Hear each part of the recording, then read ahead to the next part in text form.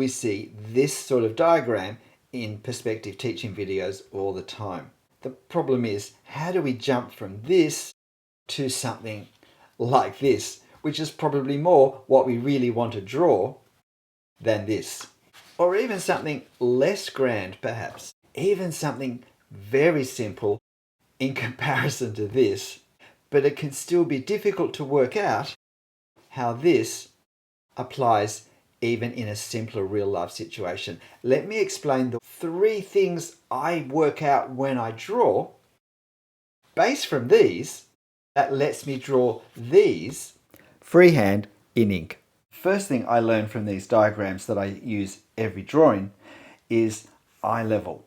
I need to find eye level, the level of the eyes of the person looking at this object, or the level of the camera if this is a photo. And the important thing we see is that eye level is a straight line.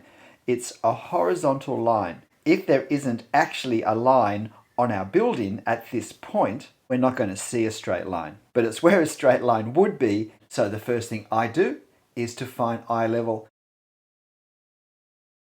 The second thing I do is I find the fan pattern. Now, the reason eye level is so important is that any other horizontal lines will start to angle, and the angle will become higher and higher the higher above eye level that horizontal line is. So if eye level is here, in this simple diagram we have 2 horizontal lines that are higher than eye level. We have this one set back here, and we have this one that sits in forward of it. And we can see that these lines create a fan pattern, and when we combine them with these lines down here, we have the same thing. Only the fan shape pattern goes in the other direction. And all of these fanned angles meet at the vanishing point. Now, spotting the fan pattern I find so important because every horizontal line has to slowly increase in angle as it moves away from eye level. So eye level is here, and so every horizontal line that may be on the face of this building has to increase in angle as it moves up away from eye level. Or the other way if we're going below eye level. What we never get is a series of parallel lines. After I find eye level, which is the horizontal line, I look for the highest line and the lowest line, and I really look hard at what that angle is for each, because every horizontal line has to create this fan shape pattern. The fan shape pattern, because it reminds me of a fan.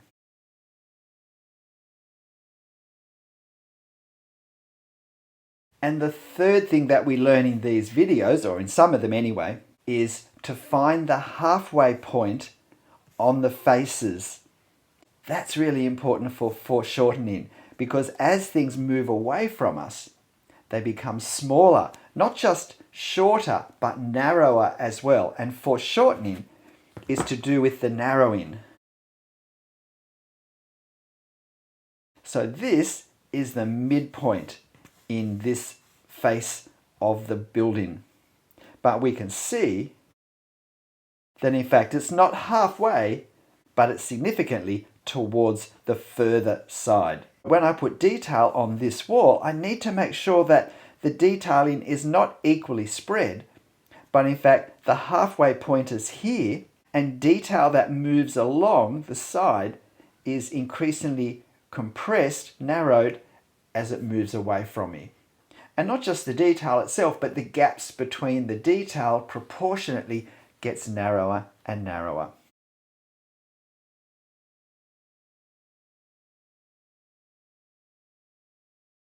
And that happens everywhere.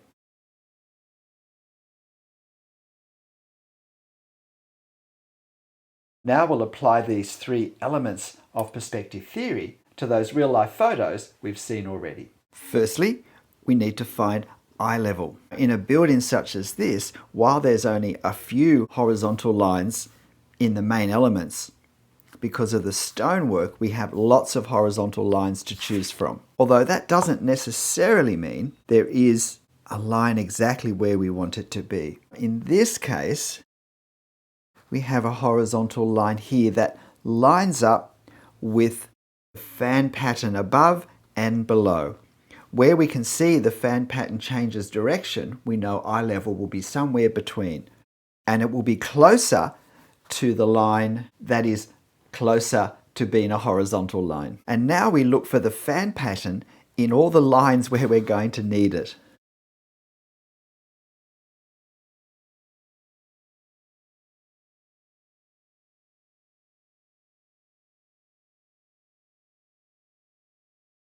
I'm paying attention to the fan pattern.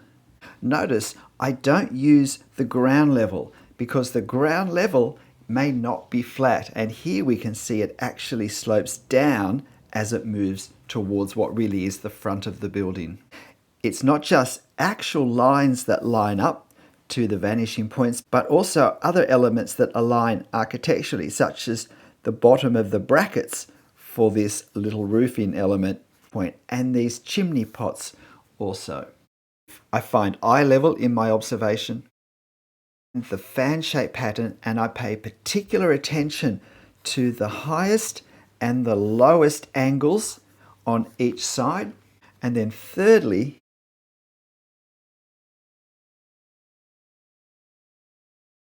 I think of foreshortening and I look to see where the halfway point is. And I pay attention to what the different widths are,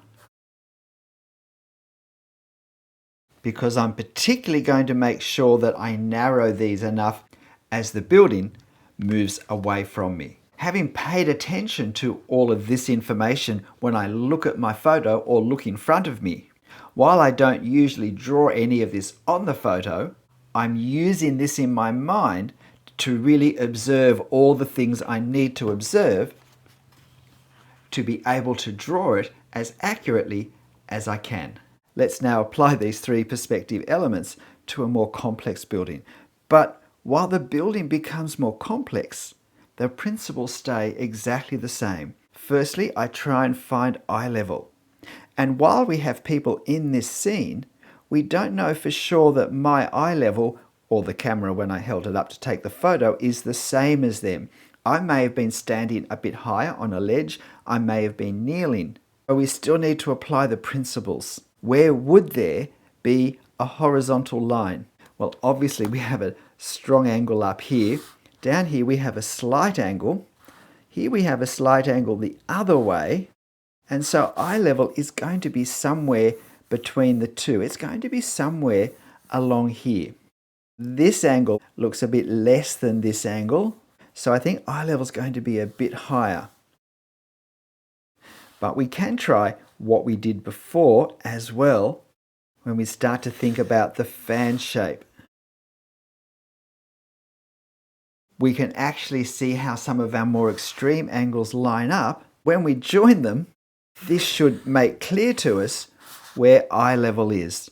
And it's actually about midway between these two angles. And this all looks right. So now I'm confident of eye level. I'm now confident of where we have a horizontal line and where the angles will change to lift slightly or drop slightly. I haven't made the mistake looking at these ground level lines because this part of the ground slopes up and this part of the ground slopes down, and the perspective angles only work if everything is horizontal, not sloping. If I were to look at some of these other details, I can see that all of these horizontal lines, whether there are actual lines there or not, that these all fit the fan shape pattern. And I pay particular attention to my steepest angles and to my top and bottom angles, and where my horizontal line is, even though there is not really a horizontal line there. The other thing I want to pay attention to is foreshortening. How does the compression go? And it's going to be more exaggerated on the side of the building that's angled away from me more, which is this side. And what we see is it says this is the center. And that looks right because these windows are set back slightly, which creates a little distortion. We sit back a little bit here and there, and that affects how this cross lines up on the detail that's on this section that sits back slightly. Basically, half of my architectural elements need to fit in this, and half of them need to fit in this, and this will be architecturally the halfway point. So there's a lot of compression to do here. On this side street, the architecture doesn't extend in the same way. And this is how understanding these three elements of perspective helped me to draw this freehand drawing from this reference. Finally, we come to our most complex subject. Are these three elements of architectural perspective as helpful here? We probably need to go to a smaller image. We're looking to find eye level.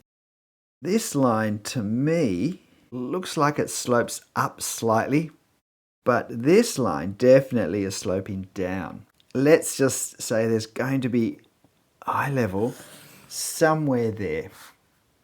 Well, let's see if anything lines up on that point for us. Let's look at this corner, say, and this corner here. This section and this section. That's looking pretty good there. What about on this side? I'm not combining this with this because this actually is set back. I have to make sure that architectural elements are on the same plane if I'm going to link them. But what I could link is what looks like the front of this rounded dome section and what looks like the front of this rounded dome section. And that's looking right. But we see the same thing on this side. We can work out where we have or would have a straight line here on eye level. We can see the fan shapes that we have in both directions in this two-point perspective view. And finally, we think about foreshortening. Now, we can come down to this corner and we can see this corner, we can see this corner. We can bring that line down, we can take this line across, and so that's approximately where this corner is going to end up. This is the halfway point, and this archway is set back this far because these sections come forward. But when we set this back the same distance, we see in fact that it lines up here. So this is the halfway point of the length of the facade from here to here. Here's half the width and here's the other half of the width. So clearly a lot more compression with our widths as we go down here to up here. The principle is the same. What we have to do is try to not see the detail and just see the big blocks of shape. We have a big box here, and stuck onto the box there's another box, if you like, here, a flat box. There's another box here, and we see these columns as part of a box. There's another box here stuck on and another box here stuck on. And down here, there's a couple more boxes stuck on top again. Despite the complexity of the decoration added onto the forms, by analysing and seeing the simple forms and applying my three basic perspective elements of find the eye level, see the fan pattern, work out the angles of the top and the bottom lines, and don't forget architectural elements that line up even if there's nothing between them. And then paying attention to foreshortening. Where is the halfway point and how is it affected by, if you like, any indents into the building? But by focusing on these three perspective elements, even drawing freehand directly in ink, we're able to establish all the reference points as we draw accurately and confidently. G'day, I'm Stephen Travers. I hope you found this really helpful. These are the 3 ways I focus on perspective when I draw freehand in ink. From the simpler to the way more complex, my way of thinking is exactly the same. Hope this has been helpful for you. Leave a comment if it has, and if you know someone who struggles with perspective, please share this video with them. That will help me out as well. But whatever you draw, whatever perspective you use or don't use, and however it turns out, make sure you have fun. I'll see you next time. Bye.